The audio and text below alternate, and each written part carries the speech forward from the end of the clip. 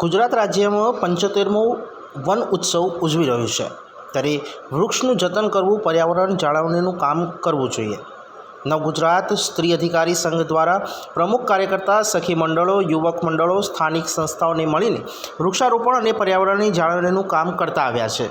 ત્યારે આણંદમાં અણઘડ રીતે મન ફાવે તેવી જગ્યાઓ પર વૃક્ષો વાવીને વાહવાહી લૂંટે છે, પણ અમુક જગ્યાએ વૃક્ષછેદન ન થાય અને વૃક્ષોનું જતન થાય ત્યારે પર્યાવરણ બચાવ થાય તે માટે કલેક્ટર જિલ્લા ઓફિસે આવેદનપત્ર આપવામાં આવ્યું હતું. મને પરિચય અલ્પાબેન સમીરભાઈ પટેલ, નવગુજરાત સ્ત્રી અધિકાર સંઘના ફાઉન્ડર. કઈ બાબતને લઈને આજે આવેદનપત્ર આપ્યું છે?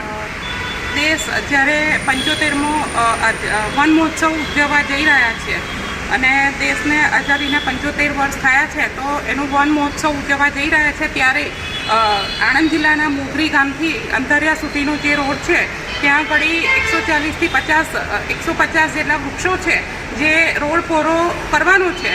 તો એમાં રોડ બનાવવા માટે ક્યાંય નડતરૂપ નથી એવા વૃક્ષો કાપવા માટેનું ટેન્ડરિંગ ગુરુવારે થઈ ગયું છે.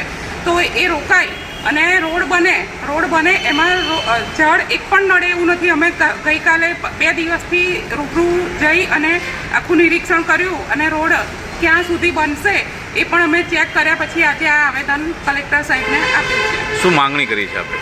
આ વૃક્ષ છેદન છે એ ના થવું જોઈએ. બીજું, સરકારનો એક નિયમ છે કે 15 જૂનથી 31 ઓક્ટોબર સુધી લીલા વૃક્ષ કાપવાની કોઈ નિયમ નથી, એ પ્રતિબંધ છે.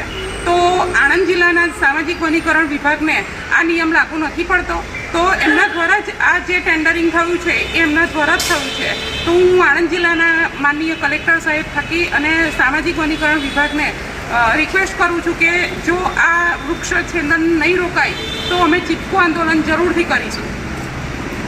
दिव्य सरदार न्यूज़, सब पर नज़र, सबकी खबर.